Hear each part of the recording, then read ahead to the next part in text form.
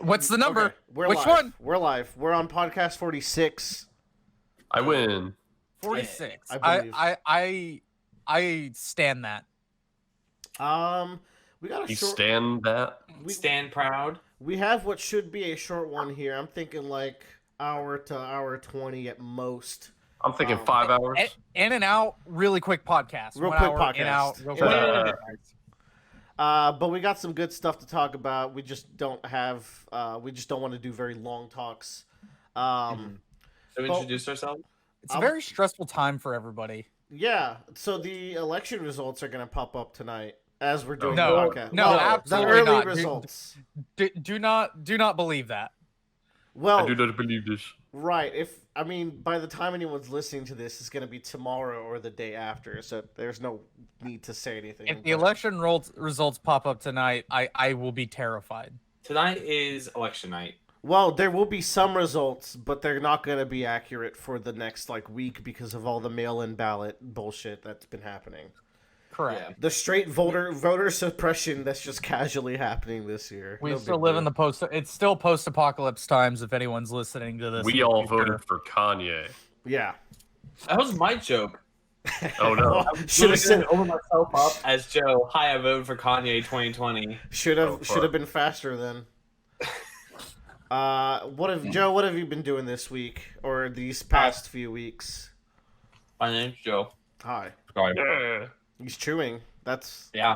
professional Joe. I've been playing a game that I think I'm gonna talk a little bit more on later. But otherwise, I discovered that the Heathers musical is entirely on Spotify. Willer is shaking his head because we had Halloween this weekend, and I was adamant for us to watch Heathers. He would because not it's- shut the fuck up about watching He Heathers. absolutely was like, everybody needs to learn the Heathers soundtrack with me. Anyways, so it's based off the movie Heathers from the 1989 film, starring Winona Ryder. We talked Christian about it Slater. on this podcast. In fact, We It was did. episode. Which is- Oh, yeah. I wanted to bring it up because it's a previous thing talked about. I give that musical a solid B plus. It's very short. Yeah. Is it better than Urinetown? I haven't listened to Urinetown yet. That doesn't sound serious to me. Urinetown is a satire or a parody. It's like a kind of dystopian musical about having to pay to piss. But the musical has some good songs. I think has some of the best climax songs. But that middle portion I think is not great. They also changed the tone a lot of the film a lot, and so it's a lot more lighthearted and not as dark as the movie. But it's still funny. I enjoyed it. It's got some bops and beats in it. Mops. I want slappers. Yeah, I want Bradley to learn Candy Store with me so I can yell at him during karaoke. I doubt that's gonna be at a karaoke place. That doesn't seem like it's not like Wicked or whatever y'all sing. High School No, Musical. it's like a niche musical. If you like musicals, I think people like the Heathers musical. But that's kind of the only other big thing new in my life, because other than that, just been playing League with y'all, applying for jobs, things like that. It is worth noting how much League has been taking over the last 2 or 3 weeks as far as Yeah. activities we do. We've Worlds happened. It was very Worlds disappointing. did happen.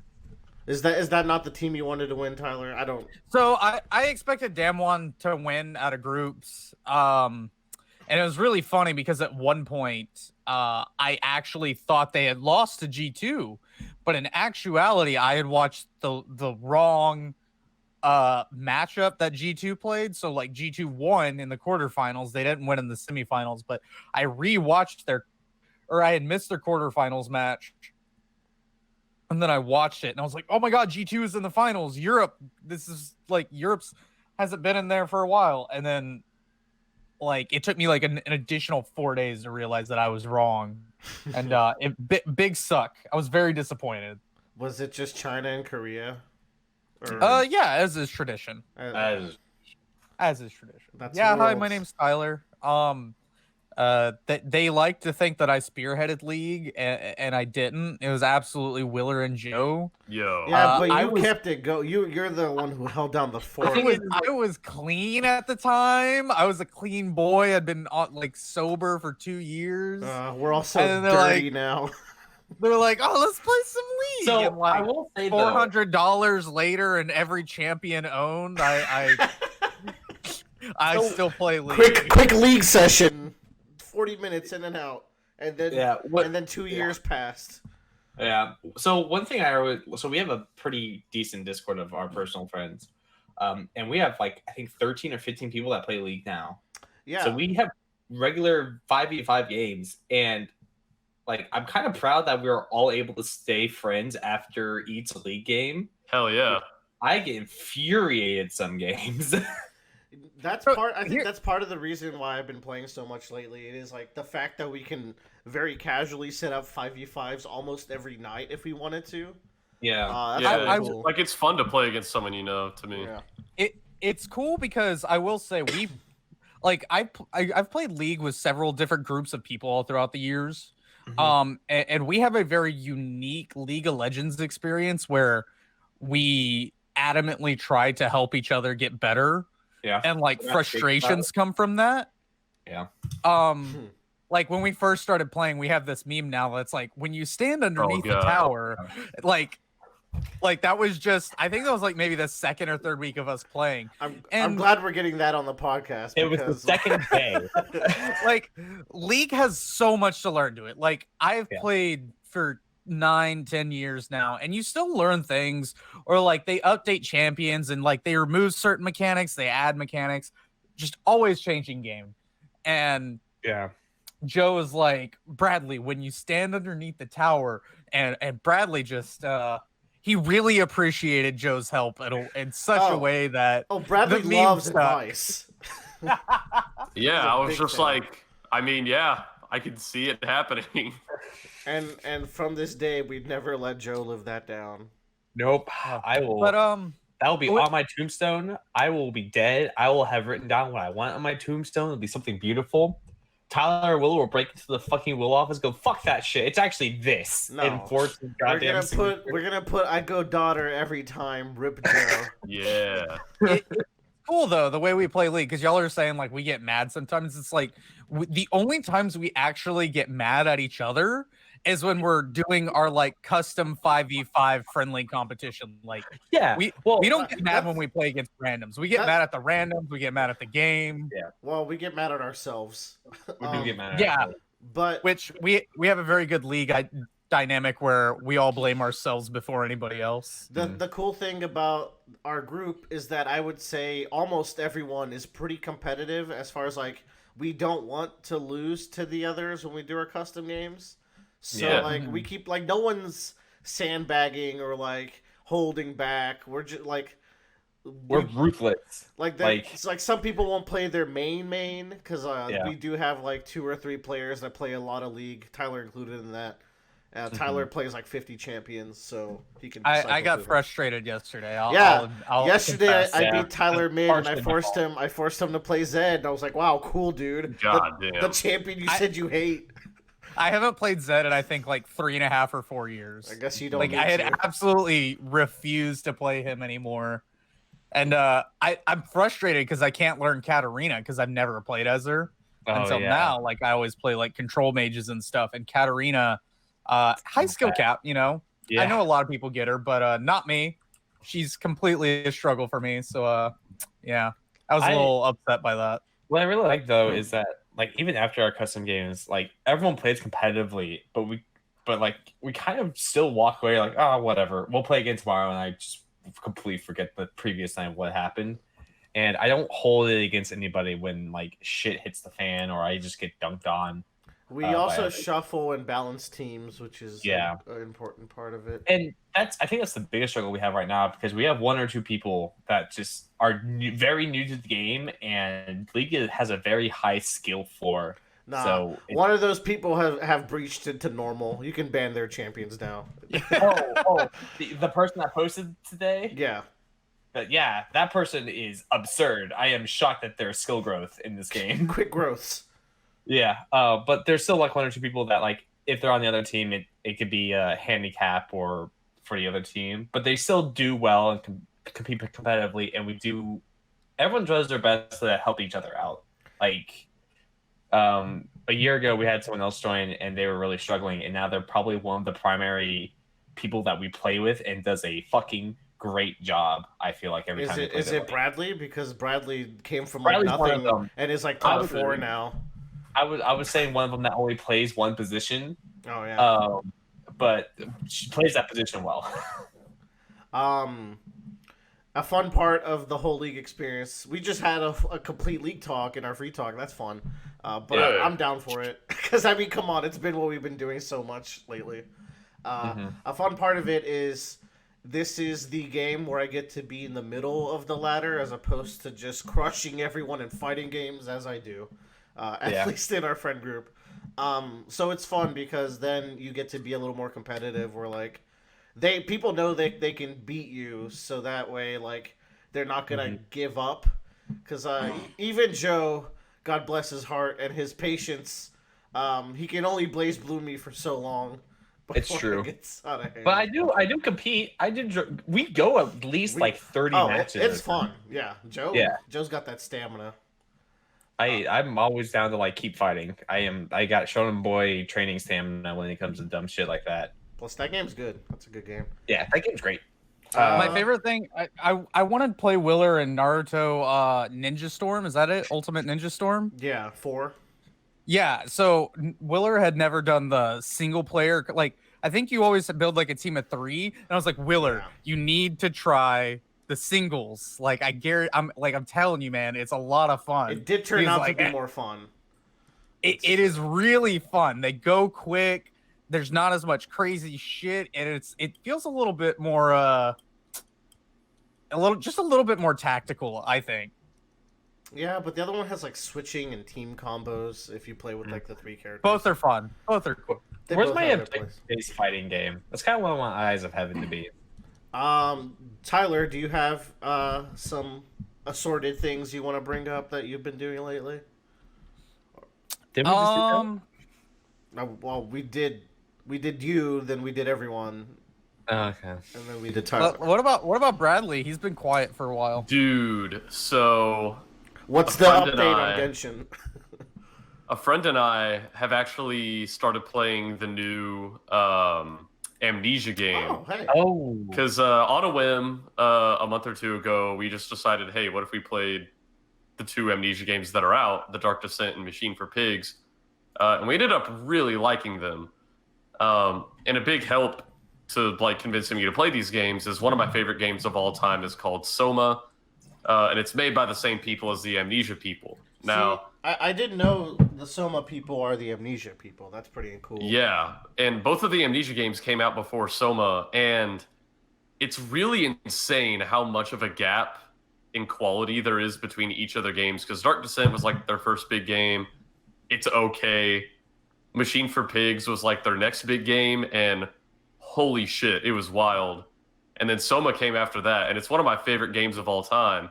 So I was really excited, not only for them to make a new game, but this new game, Amnesia Rebirth, they said, like, explicitly their statement was like, we've been around for 10 years now, and we wanted to take everything we've learned in every facet of making games, graphically, writing, programming, everything. We want to make, like, our ultimate game.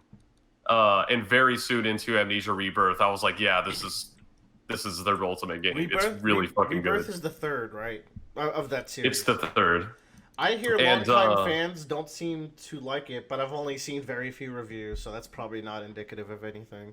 I'll say it's interesting because for the first 2 Amnesia games, Dark Descent and Machine for Pigs, you don't really need one to play the other.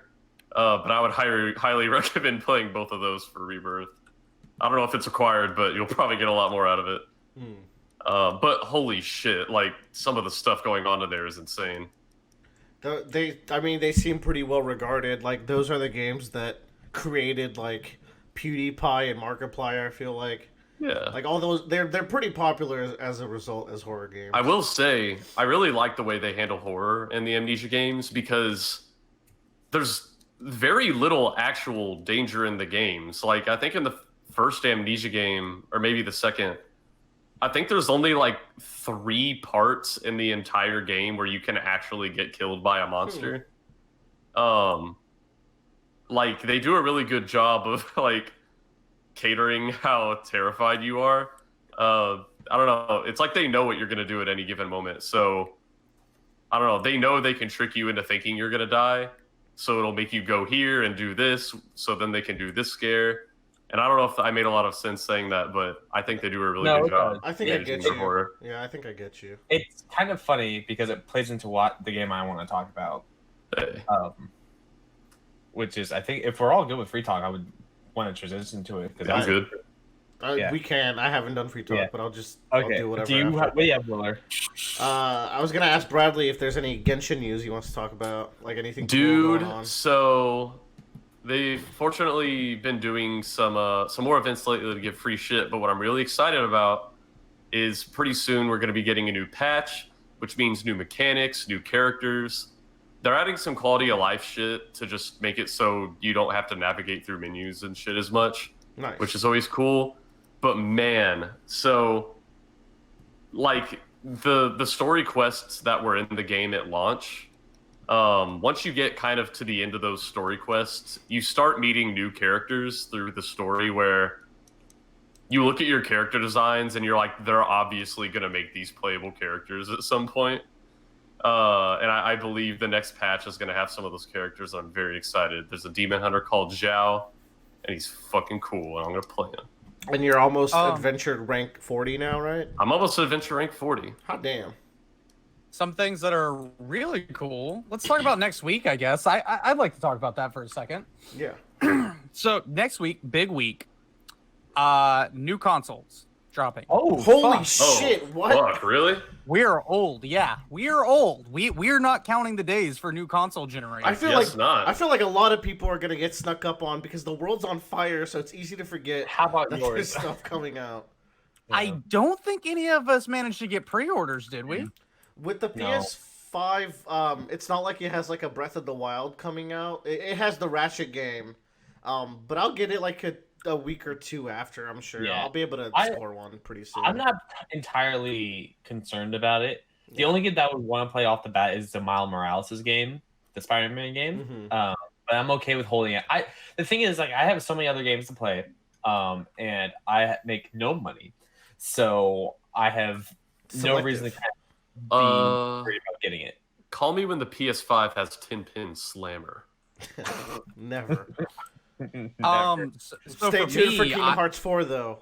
I got some good news for you. So not only that, so League of Legends Season 11 comes out next week. Oh, We're not going to yes. talk about that. Well, Genshin, I'll just briefly say that it's quite the game changer because there's a lot of new items being added. They're changing over 100 items in the game. Oh my god. I'm simultaneously very excited and very not excited. It's exciting because it's at a point where I care about it right now. That's pretty rare. Yo. Yeah. We got new consoles dropping, which I hope we can find something to talk about. If anybody who listens to our little short podcast episodes ever says like, hey, y'all should check out this game, it's like, yeah, let's check it out, you know? Yeah. I'd be down. I'm really there is a game I'm looking forward to. It's called Godfall. Interesting. Interesting. So go ahead. Well, I guess I would see why you would like Godfall. Godfall is like a melee combat focused Destiny style game. Yeah. It's supposed to be a single one-time experience, which I'm hoping it is like the old Silicon Knights game, to human. I'm hoping it can have some like intriguing melee combat with that aesthetic. But what I'm really expecting is probably something that has less of a melee aesthetic than even Warframe. So I'm a little worried about it. I've seen like they keep showing trailers of it in all the recent press conferences. Like I've been seeing stuff on this game for like a year, and each time I'm kind of let down. The combat just doesn't quite seem interesting. I don't know. I feel like Joe had the same sentiment when we talked about it. From the trailers? Yeah. Yeah. And the gameplay demos that they've shown as well. Yeah, I would love for a Devil May Cry kind of style like game where I can play with my friends. But it seems it doesn't have as much as that flair to it. I think it doesn't have that much freedom. I do want it to be good. I'd like to be surprised and then have to pick it up because it's better than people were expecting. Yeah, because like Monster Hunter, I hate bringing up this game every single time. But I love it so much. But I do want a game that has a lot more objective based, or it's not about hunting a big thing, but it does have a bunch of other small things that are running around that you have to deal with, like team by team. For me, it's more like I kind of want something more brain dead because I have to think a lot while playing Monster Hunter. Like it's just like I can't do anything else on the side. Because the fight is you're too easy to die, so you have to like focus. The great thing about this game is it is like a looter slasher, but the max amount of co-op play is 3. So we'll have the ideal amount of people for it because I don't think this is Bradley game. If you pick this up, Tyler, I do want to hear a review about it, and then I'll pick it up if it seems good. Here's what I'm interested about is I don't know if people know this generation. Prices are going up. Yeah. Games are $70 now. Games are 70 buckaroonies now. Took 20 years. Yeah. Which it's kind of been a long time coming, people say, and I guess I agree. Game like especially AAA games cost more to make, but the market is also bigger, so like there are arguments to be made here. I think also too is that we are more open to digital sales, so I think it opens up to like we can have more digital exclusive content or purchasing. So like rather than having to pay for like shipping and boxing, you can do discounted pre-orders, because I know like Total War Crave Assembly does that. If you pre-order their DLCs, you always get like 10 or 15% off for everything. Hey, so they said this was a standalone game, but it is gonna have like an expansion to it, because it says the first expansion is expected 2021. It's not a game as a service, because that's the vibe I always got, that it's a game as a service. It is not a game as a service. No, it is going to probably be something more akin to Borderlands, because it's published by Gearbox, which I was gonna say Gearbox Publishing knocks it out of the park. They find the best games to publish. They do. Like Risk of Rain 2, didn't play a lot of it. Really good game. That game is crack cocaine. I endorse that game. If you haven't played it, get it. Yeah. But yeah, Joe Wright, they find great shit to do. I'll go real quick. And I knew this episode would be mostly free talk. I had a feeling. But thank you for letting us talk. No, some good free talks going. Free talk is fun. Free talk is just loose. Just get loose, baby. What else is loose? I want to briefly talk about the Pokemon DLC that came out recently. Oh yeah.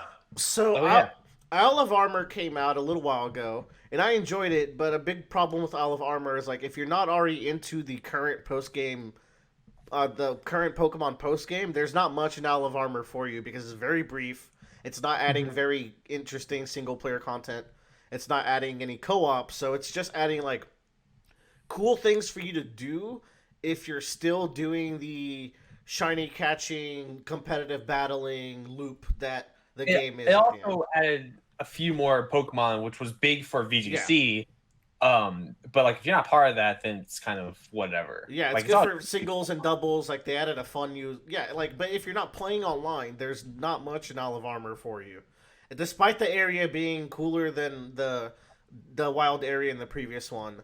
With the new DLC, I actually think, and I've been looking around online, and this seems to be the general consensus, that the Crown Tundra is the best part of Gen 8. Wow. And because it adds some cool stuff for everyone who plays Pokemon. It adds some good stuff for single player players, because there's a lot of legendaries for you to go track down. There's a pretty decent new story that they added. There's new tournaments that you can do with the gym leaders. So I'd say that's pretty good for them. But most importantly, love gym leader tournaments. But go on. I wish that they would have brought in gym leaders from the other regions, but I guess not every game can beat Pokemon Black and White too, huh? Best Oh. Pokemon game ever. But what they added that is really significant for me to talk about is the Dynamax Adventures. This is the most fun game mode, I think, in any Pokemon game for me. I'm having a blast with it. And what's cool is that the rewards for it are really good. So, first of all, with the Shiny Charm, which you get from getting every Pokemon from the original Sword and Shield, the 400 Pokemon in the original Sword and Shield, you get the Shiny Charm, which raises your chances to get Shinies. With that charm, while you're doing Dynamax Adventures, every Pokemon has a 1 in 100 chance to be a Shiny. So, Ooh. if you don't know what a Shiny Pokemon is it's just a Pokemon that has a different color, but they're super rare, and sometimes the colors are really cool. So it's fun to collect them. It's like the most fun collection aspect of Pokemon, I feel like, is getting Shinies. So with that, like, you're getting a really good chance at getting Shinies, and then also the currency you get from completing and getting far into these Dynamax Adventures is really useful for team building in competitive. So it feeds into the second reason why I'm still playing Sword and Shield. So what a Dynamax Adventure actually is you co-op with 4 people, and you each pick a rental Pokemon that you randomly get 3 rental Pokemons that show up, and then you take turns picking between those 3. So say I'm first, and I pick the first Pokemon out of the 3.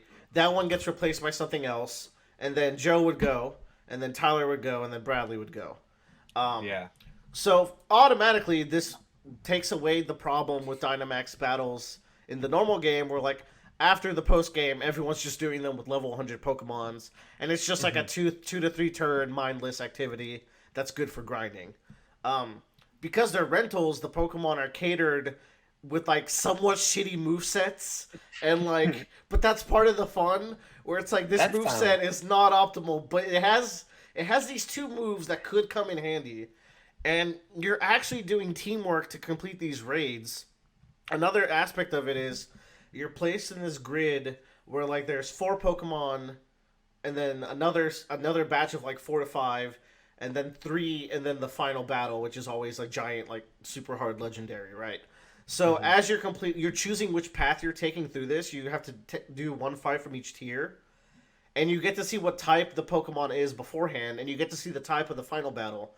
So essentially, you're trying to steer the group is trying to steer itself to battle the best Pokemon against the final Pokemon, because when you beat each tier, you get to one person on the team gets to replace their Pokemon with that Pokemon, and there is no healing in between battles. So you have to make this strategic choice of like, fuck, I really want that Pokemon, but Joe's guy has no health, and we can only die 4 times total throughout every single battle that we're doing. It is pretty cool. So really cool. Automatically, there's already more thought, but like as you're doing the battles themselves, and there's also like little things as you're going, like, oh, if we take this path, we get to do the berry, like the little berry mini game where we get like healed for everyone. If we go here, we can all pick an item to equip to our rental Pokemon. But Pokemon roguelikes. it is a little bit of a Pokemon roguelike, and at the final battle, it's actually pretty tough, and you actually have to strategize, which is why I'd like to like do this with Tyler sometime, or Joe, because I think both of you have the pass. I down. This sounds bad. Because like in a normal Dynamax battle, you're just doing moves because you're trying to chip away the barriers that those like Dynamax Pokemon have. This doesn't have barriers. There's just like high damage thresholds, so you'll never like, and the Pokemon are balanced, so like you're never doing too much damage. But what it does mean is that status moves are more effective, support moves are more effective. Like the last one I did, I played the healer, where I picked up a Comfey with floral healing, which is like a priority healing move, and I would keep my team healed up as we fought Mewtwo, which is what we had at the end. So all that to say is this is great, and you don't have to play with other people. You can do it with AI, and the AI is decent, sometimes even better than humans. Now there's a question that the folks at home have. Oh, tell me, folks. Does it have Bellossom? Does it have Bill? Yes, it does have Bellossom. Oh!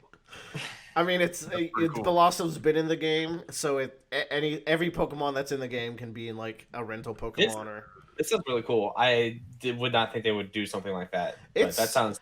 I had Yeah. low hopes for this because I was like, okay, cool. They're gonna add new Pokemon so I can use for competitive. I didn't think I would care about the co-op mode that they were adding, but Mhm. it's really fun. Yeah, Um, that sounds like a fun drunk time. and the fact that like the rewards are good. Like Mhm. I finished my Pokedex this week so I could get the shiny charms so I can start like playing a bunch of these adventures. I contributed once, maybe twice in the past. Um, the other thing I had to talk about is I finished 13 Sentinels during Oh, this fuck. stretch between podcasts. Did you platinum it? I platinum 13 Sentinels, yes. But Vanillaware games are super nice about the platinums. They never ask you to do any bullshit. I platinumed it in 40 hours. However, Yeah. I'm still playing it every now and then because once you beat the game, you get what's called Area 4 in the combat part of the game. Oh, And fuck. Area 4 has 10,000 extra missions, which is Gee, what? dead ass 10,000, which is more than I Are think they- is humanly Are they like possible. procedurally generated or something? No.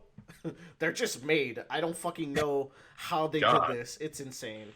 Everyone takes 100. 100 people working on this. Each one of you gets 1,000. I mean, they probably just have an editor, like a spreadsheet, where it's like, okay, on this wave, these enemies spawn. But there Yeah. are unique enemies that only appear in Area 4, which is super cool. Guys, what do I have to do to get at least one of you to play this game by the end of the year? It's really important for end of the year discussions that someone gonna else... say- What kind of game is it? Oh, Tyler, you never listen when I speak! Like, I mean, I was already gonna play it. I just don't know. It's if a I'm gonna play visual it by the novel end of the year. game with a RT turn-based strategic Real-time component. strategy.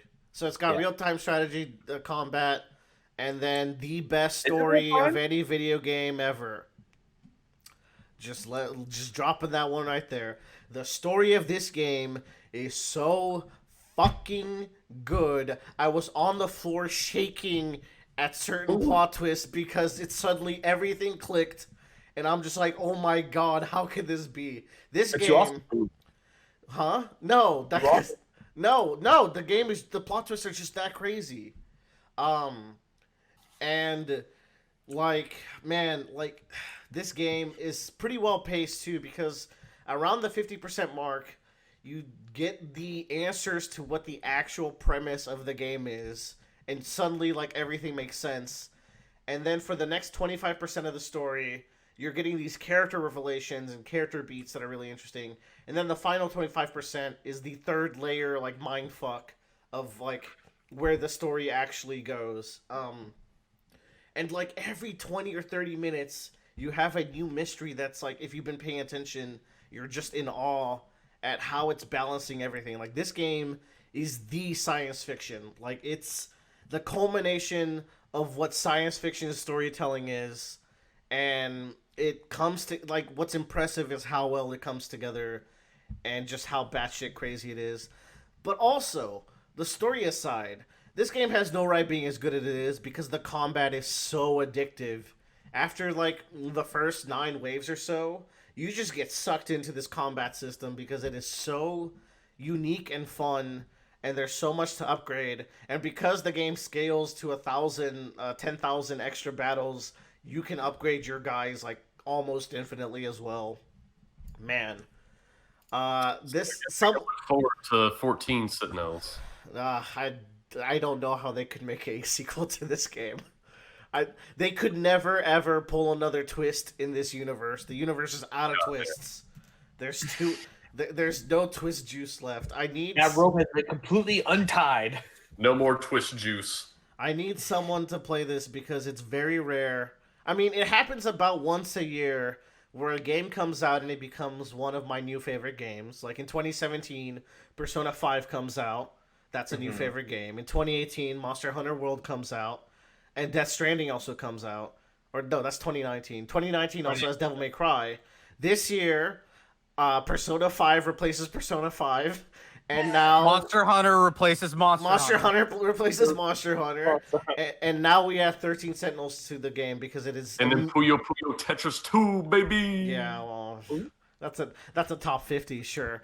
And then, it's become one of my top 10 favorite games. I can't stop thinking about it. I've watched so many people play it or start playing it, and they all freak out at the things I do, and I just feed off their energy. You know how I am. It's like One Piece.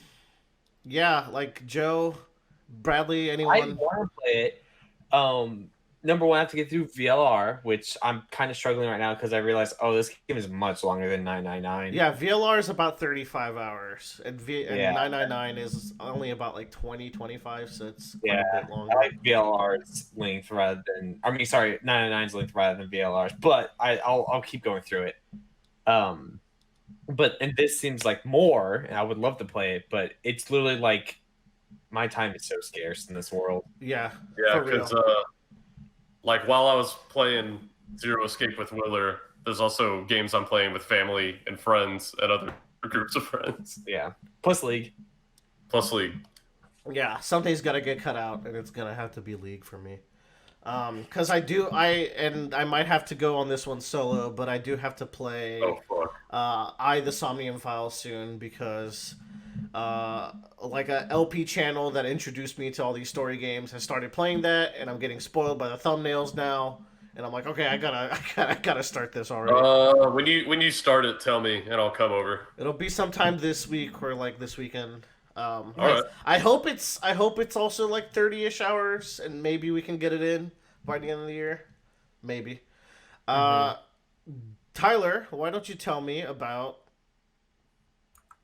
what your topic is this week? It is Yeah. So we have in our Discord, like, people throw out animes that people recommend and everything. One that was thrown out is The King's Avatar, a Tencent Chinese-based anime. And the company that does it also does the YouTube animations videos for Genshin, not the like advertisement trailers, but like the fan-esque trailers and media content. It's really interesting. I didn't know Tencent was in the anime game. That's new. I think Tencent just kind of owns everything in China, so That's true. That's true. It's like a Tencent original, like Amazon original or something. But I was intrigued to it because I was told it was like kind of isekai-ish, which it actually isn't at all. It's about actually pro gamers who play in the pro game they play called Glory, and it's like weird because it's like competitive World of Warcraft a little bit. Like PvP, but it's much more intricate, and the game world of it doesn't actually make any sense at all. So our main character is like the pro player. He's like the faker of the world. And he's actually forced to step down from his captain position for the sports team, the team that he plays with. And they're like, yeah, you're now going to be our training bitch. And he's like, no, I'm not going to do that. And they're like, oh, well, then you're going to have to pay the fees for violating your contract. And he's like, they know he can't afford it. So they're like, all right, then we have to come up with a new contract. And they like hand him this contract to force his retirement. And he's like 25 or something. So, that's basically they're forced him to retire for a year. And in esports, their dexterity starts to go down in the mid-20s. And so they're like, oh, you're not going to be good at the game anymore. You're going to be an old fucker. You're 26. Me. Wait, you're just talking about us and our declining league skills. So he goes and he gets a job as like working this internet cafe, and a new server drops on the game. And he starts just fucking people over in the game world, trying to set these new records and stuff.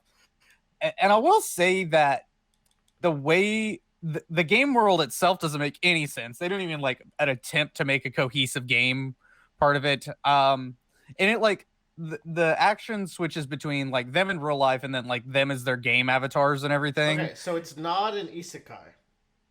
It's not, and it even like it doesn't say they go into the game or anything. Like they're playing at a computer. But sometimes their real life emotions are portrayed through their in-game avatars. That's definitely like Video Game High School. Video Game High School does the same thing, where like the video game is just them like a real life of the game. Like they're playing a first-person shooter, but it's not game graphics. It's just them like going around with guns and shooting things with game mechanics going on around them. Yeah, and sometimes they'll like wander around and like have full-on conversations. like in the game, and it's obviously them just having like local chat or them actually like typing to each other, but it just seems like a normal conversation I really for like animation's sake. to be honest, because I think games to watch are just really boring to watch. Mhm. So I think adding that element, even though it's the dramatization of a chat, it conveys the point across of what's I happening. kind of was thinking the opposite. I was like, I wish there was more stuff where like the creator designs the game and then the players are playing it, and you can see yourself actually playing the game and seeing the mechanics of how they would actually be. And then the story can be told around that, because if you can tell a story through shogi or fucking drawing manga, like all those non-battle battle shonens, then you should definitely be able to do one about a actual video game. I think you can do that too, but I think like doing small things, like a character like touching someone else or conveying a facial expression. I want a janky ass game movement. It would take you out so much. No, because the drama should be happening to the people outside the game. Whatever. Normally, I probably would have agreed with Willer, but then Joe brought up video game in high school, and I was like, Joe's right. Yeah. So Maybe High School Good Series. We've talked about it like 4 times. Hell yeah. It doesn't have a good translation, so it's very choppy Chinese to English, like basically Google translated. In this So a day lot and of the age, huh? That's kind of surprising. Yeah. Is it on well, I mean, Netflix? it's not on any streaming service. Oh, okay. It's like through some anime website. Yes, fan subs. Yeah, fan subs, and it's even with fan subs, I can tell what they mean in a lot of the time, so it doesn't bother me that much. The thing that really bothers me actually is the pacing of the entire show, because there as the episodes are, traditional 30-minute, 25-minute length, it feels like it's always 2 episodes in one, because something is introduced. There's a new like plot point introduced every 10 or 11 minutes. It might be a new character, it might be a new area in the game, and everything moves extremely quick. The story doesn't have time to breathe then. Yeah, that's something you can't fix with any translation. No, and it really doesn't. It's not bad. Like, if you like it, I can understand that. I didn't hate it. I've watched way worse shit. The pacing of it is just what kind of throws it off for me. It doesn't make me want to watch season 2, which there is one. I think it's an ongoing series, but it wasn't terrible for a video game based anime at all. I think they portrayed esports very well in this anime, and I'll give it good credits to that. But yeah, King's Avatar. Find it on your local anime knockoff website. Find it on your local piracy. Yeah. What, Joe? I thought it was on Netflix. He just said It's not on Netflix. It's not? It's not on any streaming. Unless it is. No, the King's Avatar's on Netflix. I see it right here. Is it really? Is it by disc? You know how Netflix does that. You click on It's it. season 1, all the way. It goes for 40 episodes. So Tyler just watched the No shitty way. fan subs for no reason. Yeah. Is that what happened? Whoa. Yeah. Because Interesting. I thought that's where you saw it. You saw it show up on your Joe, Netflix feed. this is the Netflix adaptation. It's real life. Oh, This is even better. Yeah, please tune in to next Roundabout Cast as we talk about real life King's Avatar. I thought you were talking about this the entire time. No, it's an anime, but now I'm gonna watch this because I think it is the same thing, but it's the real life Netflix adaptation of it. Neat. Joe. Oh, Joe, thank you. Joe, tell us about Alien Isolation while you're at it. All right. So, this is a game that I personally love, have purchased 3 times on 3 different systems, and have never beaten. Because I get so fucking scared, I can't keep going. Yeah, like is it super hard or is it just that scary? It's both. Right? Yeah. Fuck no. So this game is made by Creative Assembly. Sorry, I had a brain malfunction. This game is made by Creative Assembly. For those who don't know, these are the same people that make fucking Total War, which was astounding to me. So they made a real game this time, a fun one. Shut up. Total War's But Alien Isolation is based off the Alien franchise. It's probably the 3rd best Alien story. period. Like it's so good. So it goes Alien, Aliens, Alien Isolation. Basically, maybe even Alien Isolation. Damn. So Alien Isolation takes 15 years after the Alien movie. And it tells the story of Amanda Ripley, which is Ripley's daughter from the first movie. And her whole motivation is that the flight recorder of the ship she was on was recovered and has her like dying message in it. Oh wow. So she's like, I have to go get my mom's dying message. Like it's her monologue at the end of the movie. So you go to the station and there's an alien on it. That's the whole premise and setup. So what's great about this? So it has a fantastic environment. It's probably one of the best survival horror video game environments I've ever played in.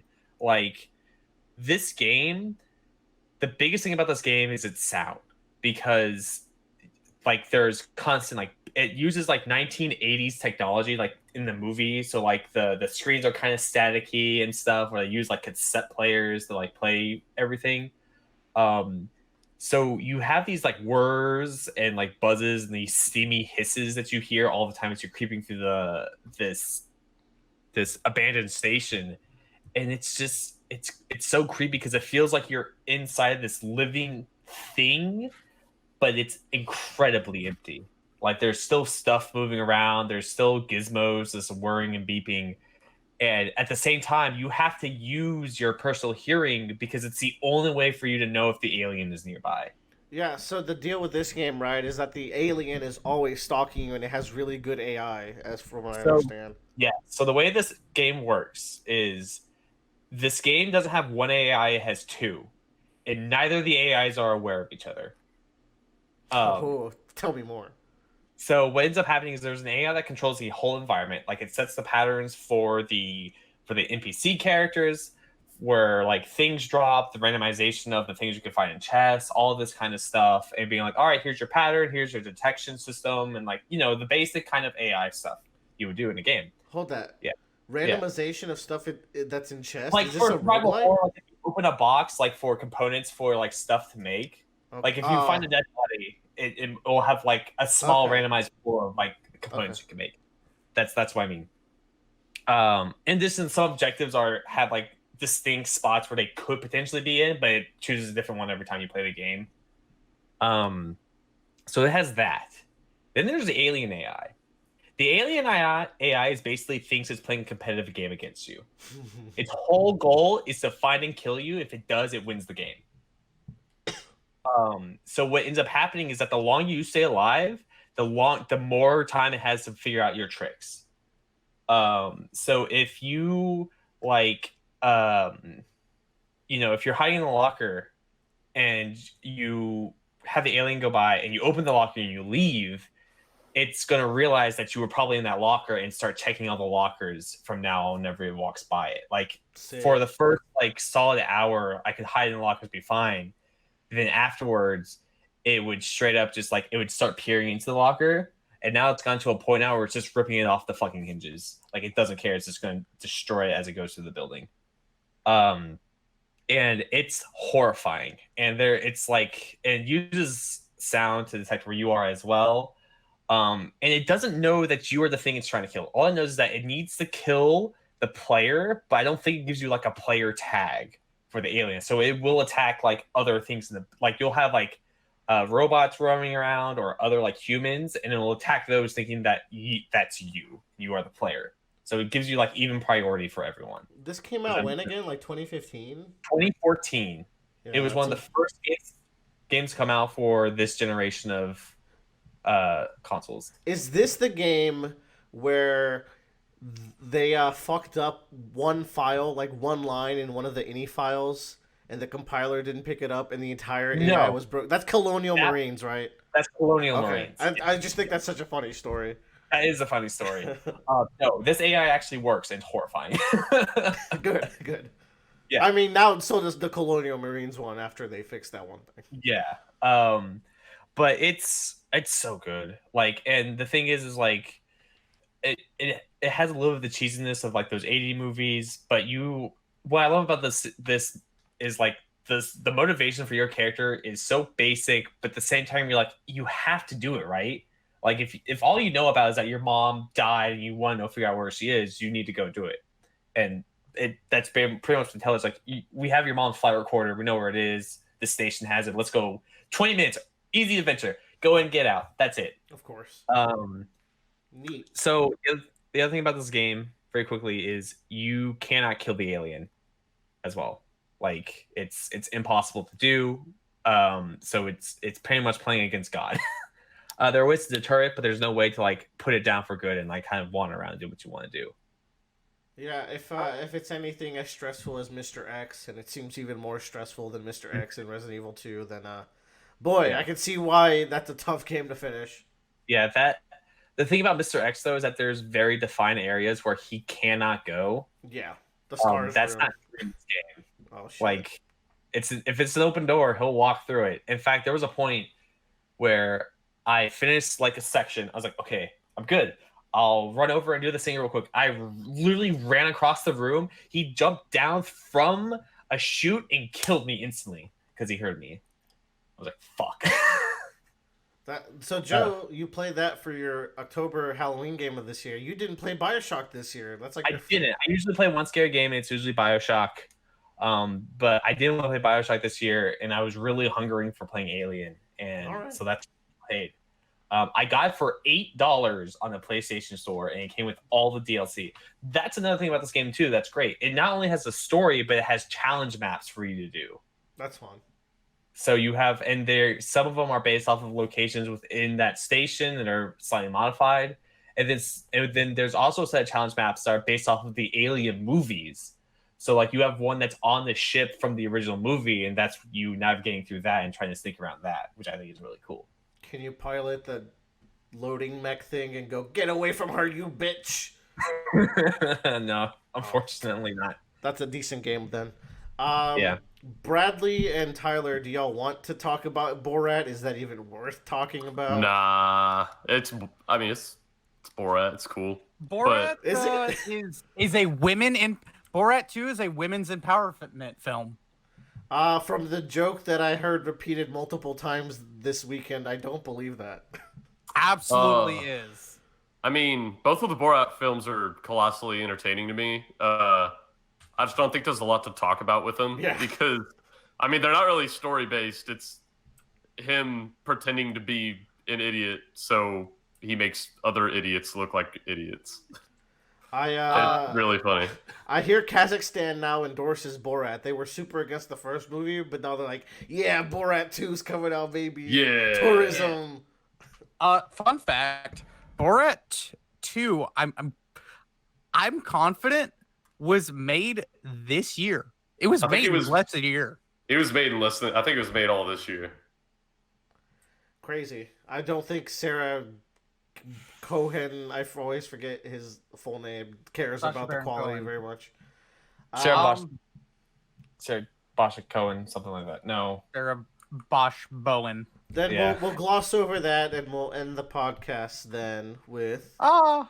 All right, if you want to, Tyler. If you want to... No, what are we ending it with? We're ending it with Chainsaw Man because I caught up to Chainsaw Man. That was about 60 chapters last week. I did. Not bad. Yeah, and the premise of the story is like not what I would have expected from something titled Chainsaw Man. It's a lot more mature than the name is ever gonna let you know. Yeah. Chainsaw Man is a story of Denji who, after crediting a huge amount of debt from his father, is forced to do menial tasks and sell organs and just live a shitty life to pay it off. Debt, you say? Debt, yes. Kaiji levels of despair. And then his little demon dog friend, Denji dies, and his demon dog friend revives him, I believe. Is that how it starts? It's been so long since I read the start. Denji makes friends with this little demon dog with a chainsaw head coming out of his... It's called Pochita. Pochita. And Denji gets killed by the zombie devil. And so while he's kind of like rotting away, Pochita's like, listen, I'm going to give you my heart and live within you. However, you have to accomplish your dreams. That's the contract we're making. And then at which point he is revived as Chainsaw Man and gains the abilities of the Chainsaw Devil. So Chainsaw Man he starts off as a dude that has a chainsaw coming out of his forehead and a chainsaw and two chainsaws coming out of his arms. And that power set gets expanded throughout the series in ways that surprised me and excited me greatly. The coolest thing about Chainsaw Man, I think, is there's two really cool things about it. I think the maturity of the story is one of it, and the power system, quote unquote, is another one. Do you agree, Joe? Like, I think those are like the two big hooks. The maturity definitely so Chainsaw Man deals a lot about personal relationships, which is shocking for a thing called Chainsaw Man. And it's also like it's a shonen story that is a seinen story. So like how JoJo's was a shonen story back in the day, but you read it, it's like, fuck, this is kind of fucked up for a teen-based magazine. Chainsaw Man has taken. There's always one per era, I feel like, and Chainsaw Man's the current. Yeah, and I feel like, and so you go into a lot of depth about like, what does it mean to like be in a relationship with someone, or what does it mean to have a close relationship with someone? And like this current arc is paying off a lot of preconceived thoughts of what the main character thought that was. So it's God. I mention this every time a chapter comes out, but Chainsaw Man is able to kick you in the balls emotionally. Like, it sucks. Do not fall in love with any character. It is so likely they're gonna die. It's not even this mangaka is brutal. And this is a toned down story from his usual affairs with a story called Fire Punch, which I believe the premise is a man has the power of full regeneration. So he feeds this starving post-apocalyptic village his arm, and he just keeps chopping it off so they can eat it. And then he meets a man who can light anything on fire indefinitely.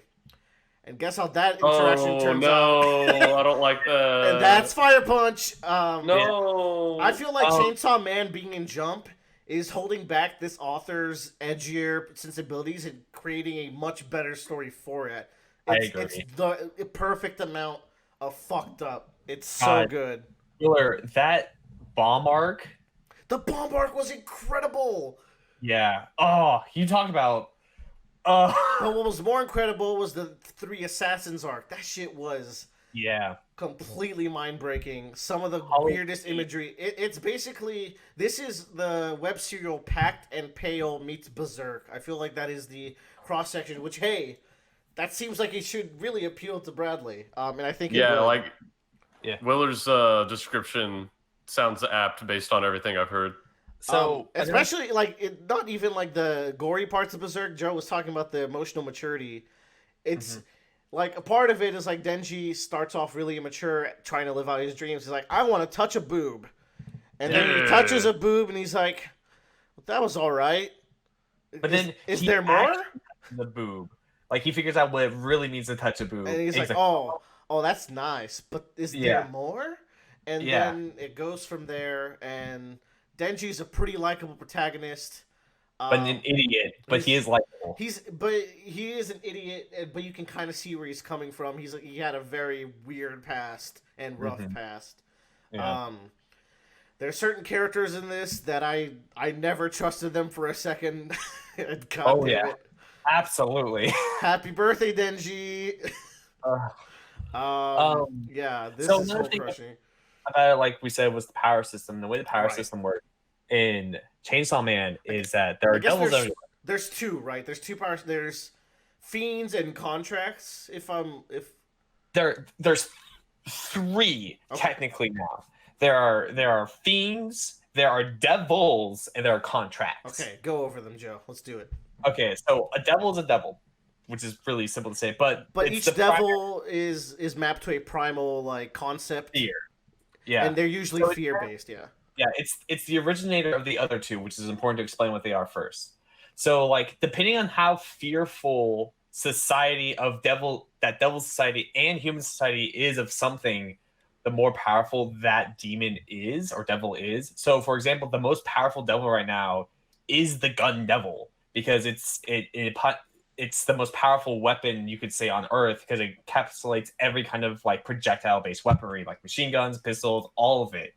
Oh my In god. fact, Those 2 chapters where the gun devil is doing things yeah, are, I guess that's the third strength of this. Like the visual yeah, storytelling in this is impressive. yeah. So also another thing we didn't mention is that the primary like plot thread in this going into it is Denji is told that he can get one wish of whatever he wants, basically, if he can kill the gun devil. That's the primary like thing that he's trying to build up to do. If he joins like the Japanese Association for Fighting Devils and then Yeah. kills the gun devil. Yeah. Yeah. So the gun devil is kind of like right now the power ceiling of like what is potentially. Though like, I don't know about that with the last like Yeah. 5 chapters. but the more fearful some like society is of one thing, the more powerful it becomes. So the way Makma explains it, who's like the head of this whole security force, is like people aren't scared of coffee. So a coffee devil is going to be really, really weak. Yeah. But people are pretty scared of bats. So the bat devil, when you get introduced to it, Pretty is decent. pretty strong. And people But- are strong. People are scared of the concept of zombies. So there is a relatively strong zombie devil, for example. Mhm. Yeah, so it's interesting. So it's really based off of society like perceptions, which played into really interesting this arc for a character, I thought, and was used fantastically. And then then there's fiends. Yeah, and then there's fiends. Fiends are people that have been possessed by devils. So they have basically lost all of their characteristics, more or less, but a devil inhabits them now. Become a lot more resilient, a lot more powerful, but they're not as strong as just a devil itself. I feel they don't lose all their. I think how much of themselves they lose, that mileage may vary. Yes. Some of them have kept quite a bit of themselves. I feel like some of them are just completely possessed. Yeah. But basically something happened between the devil and that person, and they have merged into one being entirely. It's not necessarily a mutual beneficiary kind of thing. Yeah. The final one are contracts. And we haven't experienced a lot of contracts and we don't know a lot about them, but the best we can tell is that they are mutual decisions made on both parties on what we're gonna merge together to accomplish this goal. I wouldn't say that. It's more like a human can form a contract to use the devil's power. That's how I would explain it. Yes. And you sacrifice. I'm thinking of something else entirely. But Willer's right. You kind of sacrifice yourself. For example, we're introduced to a character that has a deal with the ghost devil or a contract with the ghost devil, and so she sacrificed her left eye to have that contract with the ghost devil. And then there's a character who has a devil who lives in his eye, who's like, I just want to see your future because the way you're gonna die is gonna be fucked up, and I want to see that from first person. Yeah. And that's the contract that they have, is like, oh, you can now see a couple seconds into the future, but I get to live in your eye, and experience your life. Yeah. From that, there's a lot of cool contracts and devils and powers that come from it. I also think the way that the devils attack and the story is told really breaks manga panel convention in really cool ways. It's really artfully done. There's a bunch of like really cool like devil hand comes from off frame, and like a finger shows up and like lobs off the head of 3 sacrifices so that the person can do an attack, and it's all happening like fourth wall breaky out of frame shit's happening. It's really interesting to see. Yeah, there's not a lot more I can go into it without spoiling a lot of it. There are some characters that like they're great, and their interactions with other characters are extremely interesting, and the way that things are pictured or placed is also like incredibly thoughtful. Like this is a manga that like comes off. It's very much like the Luffy effect. Man, this guy's really silly, but when you start to actually read it, this is pretty deep and has a lot of thought and like care put into it. And it's shocking. A lot of good foreshadowing too. I read some discussion threads, and people were pointing out like some really good foreshadowing for certain events, so that's always good. It is definitely got to be like a top 5 contender for current Jump lineup, if not even higher. Yeah, absolutely. And I don't know like how much longer it's going to go either. Yeah, I feel like it could end any day. To be honest, in the next 10 chapters. it could Or go. It could be 10 chapters. It could go for another 200. I don't fucking Yeah. know. It's one of those Yeah. stories. Mhm. But that's great because it makes me want to keep reading every week. It is currently 92 chapters. It's fast reads because the chapters are pretty dialogue light and action heavy a lot of the time. Even the high dialogue chapters are like pretty spaced out, so it's a very fast read. But they make the dialogue count and the action's pretty fucking sweet. Check it out on a Shonen Jump or Viz app, or in the piracy of your choice. But I think that does it for this podcast. Bradley, Hey. hit us up with a hypothetical. Hypothetically, Throwback. dude, hypothetically, and Will is gonna hate this question. If they did add a character from League to Smash Bros, who's the best choice realistically? I guess it has to be. Lux is the poster girl now, right? So She's the poster girl. And then the side question would be, which one would you want? I feel like Lux. Because Lux is the poster girl, but I feel like there's characters you could make way better Smash. I think you could also do an argument for Jinx too to be in League. She's pretty popular. Yeah. She's pretty popular. And you can do a lot of things with her. Like she can do a rocket to make space and stuff like that. To actually like be in Smash Bros. I kind of think Swain would be cool. Dude, he is pretty cool. Tyler, who are you thinking? Oh, for my money? Yo, for my money. Shit. Let's put Riven in Smash. Ugh. No, not The right choice, I think, is Teemo. I think Teemo would be such a fun Smash character. You're right. He has items, and of course you can add like all summoner spells as part of his moveset too. You could maybe do something with items, like give him a Zonia's or some shit. But his base moveset is already, I think, the best for Smash as well. You know who I actually think would be really cool? Who's that? Ari. I think it would be really cool to try and control like Ari or Oriana, like their little orb as a weapon. Yeah, and you can control that in a 2D space, like maybe Ari's flames or Oriana's orb. That'd be really cool. Yeah, you like that? cool. Yeah. Like side your charm. Yeah, you like that? You like that shit? Yeah, I think that would be neat. So Bradley's pick is Zoe. Good podcast, No, y'all. well, Zoe's the coolest, but I think Amumu actually has some really cool shit.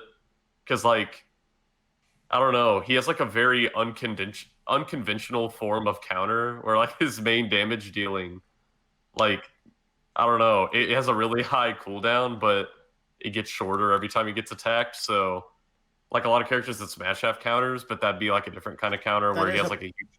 Pretty neat I don't know. gimmick. Yeah. I didn't even know. I had no idea that's how he worked. That's pretty neat. Also, he just has really cool stuff where, like, he latches on his fucking bandage to you and, like, comes to you or whatever. And then he cries on you and makes you take true damage from all sources, so that's pretty cool. I like the idea of, like, if you're on the ground next to him, you're just taking passive damage throughout the game. Or, like, as long as he has that ability active. Cool. You know, Amumu is the best right now. I don't know about that. know, Thank you for joining us. Catch us next time for more podcasting variety content, and One Piece and such. We got some more tier lists coming. We got Better Call Saul coming. Just stick around. You'll like it. We got Big Boy coming. Cool.